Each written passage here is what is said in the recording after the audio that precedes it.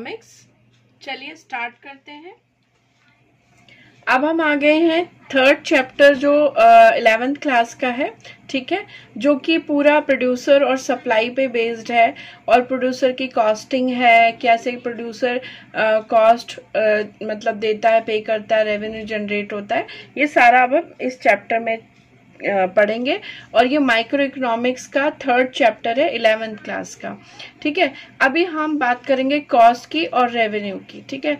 Cost क्या है? All expenditure bear by producer. Producer कौन है? जो कि प्रोडक्शन करता है, ठीक है। वो जितनी भी मतलब एक्सपेंसेस को बेयर करता है, एक्सपेंडिचर को, ठीक है, उसको हम क्या बोलते हैं? उस प्रोडक्शन का कॉस्ट बोलते हैं, ठीक है। प्रोडक्शन को करने में जो कुछ भी उसने उसे बेयर करना पड़ा, वो सारा का सारा वो है कॉस्ट है, ठीक है। लेकिन कॉस्ट जो है वो भी कई तरह की होती हैं, ठीक है। यहाँ पर मैंने 7 टाइप ऑफ कॉस्ट जो कि होती हैं, 7 टाइप की, क्योंकि इनके ना नेचर पे बेस्ड होती हैं। ये किस तरह की कॉस्ट है तो उसका उस तरह से नाम भी है। तो एक एक करके मैं बता रही हूँ। ये है implicit cost, sorry, explicit cost, money, real, opportunity cost, social and private cost, ठीक है। ये सारी कॉस्ट है। अब इनका एक्सप्लेनेशन हम एक बार देख लेते हैं कि देखिए, जो प्रोड्यूसर है वो क्या करता है कि जब प्रोडक्शन उसे करना होता है तो वो कुछ इनपुट्स लगाता है। इनपुट्स क्या होते हैं? जो भी चीज वो फाइनल प्रोडक्ट को अर्न करने के लिए, फाइनल प्रोडक्ट को प्रोड्यूस करने के लिए जो कुछ भी वो लगाएगा, वो सभी इनपुट्स हैं, जिसमें है रॉ मटेरियल, जिसमें है कैपिटल, इंफ्रास्ट्रक्चर, और उसके बाद हम बात करेंगे कि वो कैपिटल लगाता है, लेबर लगाता है, लैंड लगाता है, ये सब चीजें। तो जब ऐसी तो कोई चीज लग नहीं जाती, उस पर एक्सपेंस करना पड़ता है। तो वो सारे जो इनपुट्स हैं वो लगाता है और फाइनल प्रोडक्ट ले लेता है, ठीक है। इम्प्लिसिट कॉस्ट में कौन सी आती है? Input supplied by the owner, ठीक है। वो इनपुट्स जो कि ओनर ने सप्लाई करें, क्योंकि कई बार देखिए, अगर किसी की शॉप है तो वो अपने ही घर में शॉप खोल के बैठे हैं, ठीक है, अपना ही सारा फर्नीचर यूज कर रहे हैं, उसके लिए उन्हें किसी को पे नहीं करना। तो ये जो सप्लाई है ये ओनर ने खुद करी है, इसीलिए किसी को भी पे नहीं करना।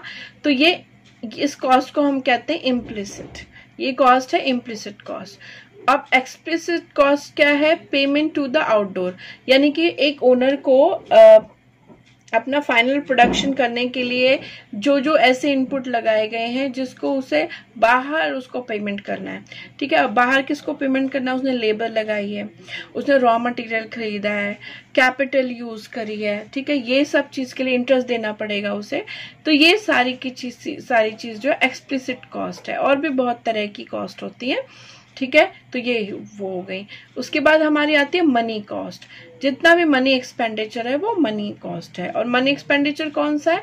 वही जो उसने आउटडोर में दिया, लैंड को दिया, लेबर को दिया, कैपिटल को दिया, और जो भी प्रोड्यूसर की बेयरिंग्स हैं जो दूसरे को देनी है, ठीक है, वो सारी की सारी मनी कॉस्ट। एक तरह समझ लीजिए एक्सप्लिसिट और मनी कॉस्ट ही एक जैसी ही है, समझ लीजिए। लेकिन कई बार थोड़ा सा डिफ्रेंशिएट हो भी जाता है इसमें, ठीक है। कई बार क्या होता है कि कोई जो क्या ओनर होता है वो कुछ चीजें ऐसी यूज करता है जो कि वो होती तो उसकी हैं, पर वो उसके लिए अलग से पेमेंट निकाल के रख लेता है। जैसे कि अगर उसके अपने घर का जैसे मान लीजिए बिस्किट का प्रोडक्शन हो रहा है और उन्होंने अपने ही खेत से लाके जो है, अपने खेत फार्म्स भी होते हैं, तो उनसे ही लाके जो है गेहूं का इस्तेमाल कर लिया, लेकिन वो इसके लिए कुछ ना कुछ पे करता है। तो ऐसी चीज जो उसका पेमेंट दिया जा सकता है, बेयर कर देने का दिखाया जा सकता है, तो वो यहाँ मनी कॉस्ट में आ जाएगी, ठीक है। लेकिन एक्सप्लिसिट में वो बाहर जो कर रहा है वो नहीं आएगी, और जो अंदर अपने आप को ही दे रहा है वो इम्प्लिसिट में आ जाएगी। उसके बाद जो कॉस्ट है, और ये जो कॉस्ट है इसमें फिक्स कॉस्ट भी शामिल है, वेरिएबल कॉस्ट भी शामिल है। और ये बहुत ही इंपॉर्टेंट कॉस्ट है, क्योंकि आगे जाके इनमें बहुत सारी कैलकुलेशंस को आप देखेंगे और बहुत सारे ग्राफ भी सॉल्व करेंगे। तो फिक्स कॉस्ट कौन सी होती है? जो वन टाइम कॉस्ट होती है, एक बार कर दी और फिर बस वो इंफ्रास्ट्रक्चर डेवलप हो गया, उसके लिए बार बार आप प्रोडक्शन बढ़ाने पर उसे करना नहीं पड़ता। लेकिन जो प्रोडक्शन पर यूनिट बढ़ाने के लिए जो जो चीजें आपको रिक्वायरमेंट होगी, आप खर्चा करोगे, वो सारी वेरिएबल कॉस्ट है जो कि वेरी करती है क्वांटिटी के अकॉर्डिंग। ठीक है, उसके बाद आती है आपकी रियल कॉस्ट। रियल कॉस्ट क्या होती है? देखिए ये सब ना मनी कॉस्ट है। रियल कॉस्ट क्या होती है? ये मनी देने के बाद इसके अलावा इम्प्लिसिट कॉस्ट भी देनी पड़ती है अपने आप पे, चीजों पे जो उसने खर्चा किया है उसको भी वो फाइनली तो लेगा ही एज ए प्रॉफिट ही, चाहे सही। ठीक है, लेकिन रियल कॉस्ट क्या है? जो डिस्कम्फर्ट और टॉयल और पेन जो उसने सहा है, यानी कि उसने सब चीजों को ऑर्गेनाइज करा, अपनी भी चीजें यूज कर ली, इम्प्लिसिट कॉस्ट। इसके अलावा उसने भी तो मेहनत करी है। ठीक है, तो वो सब मिला के जो क्या बनती है? Real cost. ठीक है, क्योंकि कई बार क्या होता है कि कॉस्ट में हम ये मान लेते हैं कि हाँ जो पेमेंट हुई है जितनी जितनी वही कॉस्ट है, लेकिन रियल कॉस्ट तो वो भी है ना, जो वो भी तो मेहनत कर रहा है और वो अपना हिस्सा एज ए प्रॉफिट ले लेगा, तो कॉस्ट में वो भी शामिल होती है। ठीक है, उसके बाद अपॉर्चुनिटी कॉस्ट क्या है? अब फैक्टर क्या होते हैं? जो प्रोडक्शन में एज ए इनपुट यूज होंगे, जिनके बेस पे प्रोडक्शन किया जा सकता है, तो वो फैक्टर है। ठीक है, तो इनको जो नेक्स्ट बेस्ट अपॉर्चुनिटी मिलेगी उसमें इनको क्या मिल सकता है, वो इनकी अपॉर्चुनिटी कॉस्ट है। मतलब अगर वो किसी एक प्रोडक्शन को छोड़ के दूसरे में जाएं तो वो जो उनकी अपॉर्चुनिटी है, ठीक है, उसमें उन्हें क्या हासिल हो सकता है, तो मे बी यहाँ पर बेटर ही हो रहा होगा, तभी वो यहाँ पर टिके हुए हैं। और अपॉर्चुनिटी कॉस्ट इतनी इंपॉर्टेंट कॉस्ट है क्योंकि एक फैक्टर को भी जानना जरूरी है कि मेरे को नेक्स्ट बेस्ट क्या मिल सकता है, ताकि वो यहाँ पर क्या डिमांड करे उसे पता होना चाहिए। और वो यहाँ पर बना क्यों है? क्योंकि उसको अपॉर्चुनिटी से ज्यादा बेस्ट यहाँ पर मिल रहा है। इसके अलावा प्रोड्यूसर को पता होना चाहिए क्योंकि उसको जितने भी इनपुट्स हैं उनको काम में लगाए रखना है। अब काम में लगाए रखने के उसे पता होना चाहिए कि भाई इसको दूसरे अपॉर्चुनिटी में कितना मिलने वाला है, तो उसको यहाँ से बेटर अपॉर्चुनिटी देनी पड़ेगी या कम से कम उतनी ही तो देनी ही पड़ेगी। ठीक है, जैसे अब आपको किसी काम के लिए लेबर लगाना है तो आप 10 जगह कॉस्ट पता करते हो। ठीक है, फिर आप उसको से पूछते हो और फिर अपना बार्गेन होता है उस पर। तो आपको अगर उसकी अपॉर्चुनिटी कॉस्ट नहीं पता कि अगर वो मैं उसको काम पे नहीं रख पाता हूँ तो वो दूसरी जगह उसे कितना मिलेगा, तो कम से कम उतना या उससे ज्यादा आपको देना पड़ेगा, तब जाके वो यहाँ पर काम करेगा। तो सभी को, प्रोड्यूसर को भी और कंज्यूमर को भी अपना बेस्ट अपॉर्चुनिटी कॉस्ट पता होना चाहिए। इसके बाद सोशल कॉस्ट आती है। ठीक है, देखिए कोई भी चीज प्रोड्यूस हुई है तो जो ओनर है, जो प्रोड्यूसर है, वो तो बेयर कर ही रहा है कॉस्ट, लेकिन वो एक्चुअल कॉस्ट नहीं हो जाएगी पूरी, क्योंकि सोसाइटी भी कई बार ऐसी इंडस्ट्रीज होती हैं कि सोसाइटी भी उससे डिस्कम्फर्ट फील कर रही होती है। ठीक है, लाइक कोई इंडस्ट्री ऐसी है जिसमें कि क्या हो रहा है, शोर बहुत ज्यादा बाहर आता है, या फिर ये हो सकता है पॉल्यूट करती है वो, या अपना वेस्टेज जो है पानी में छोड़ देती है। तो जो सोसाइटी, ये जो हमारे रिसोर्सेज है ना, सारे एनवायरनमेंट है, हमारा पानी है, हमारे रिवर्स है, ये तो सोसाइटी के रिसोर्सेज हैं। ठीक है, और या फिर शोर अगर किस तरह का क्रिएट किया जा रहा है, अब इनको पॉल्यूट करा जा रहा है तो सोसाइटी उसका खामियाजा भुगत रही है। अब क्योंकि सोसाइटी में कौन कौन बेयर कर रहा है, तो ऐसे डायरेक्ट जाके तो किसी को कंपनसेट करा नहीं जा सकता। ठीक है, तो ये कॉस्ट कौन करता है? ये प्रोड्यूसर बेयर नहीं करता, बल्कि समाज इसको बेयर करता है। लेकिन अब समाज जागरूक हो गया है, समाज अगर बेयर करता है तो वो उसके लिए कंप्लेन कर सकते हैं, और एक प्रोड्यूसर का ये जिम्मेदारी बनेगी कि वो इस सोशल कॉस्ट को भी बेयर करे। ठीक है, तो producing a unit paid suffered by the society. ठीक है, तो किसी चीज को प्रोड्यूस करने में जो सोसाइटी ने बेयर किया वो सोशल कॉस्ट होगी, यानी कि वो मनी कॉस्ट से अलग होगी, यानी कि वो इनपुट कॉस्ट से अलग होगी।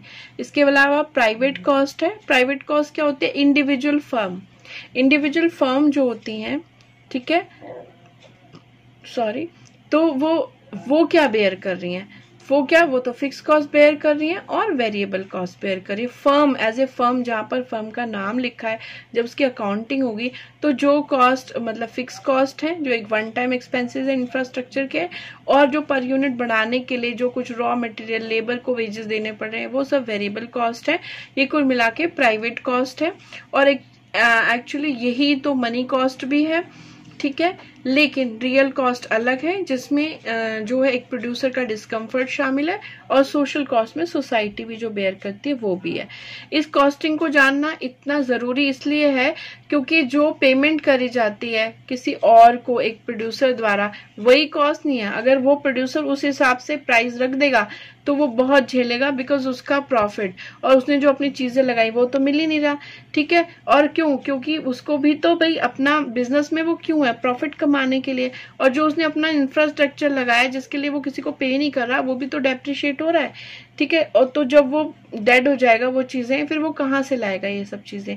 तो ये कॉस्टिंग तो उसे निकालनी पड़ेगी, ताकि जब ये चीजें डैमेज होती हैं तो उसके बाद नई चीजें लाने के लिए ये कॉस्टिंग भी निकालनी पड़ेगी। और प्रॉफिट तो वो लेगा ही, अदरवाइज वो क्यों करेगा, इतना इतना पेन क्यों सहेगा, ठीक है। और सोसाइटी भी कभी भी कंप्लेन कर सकती है, उसको भी कंपनसेट करना जरूरी है।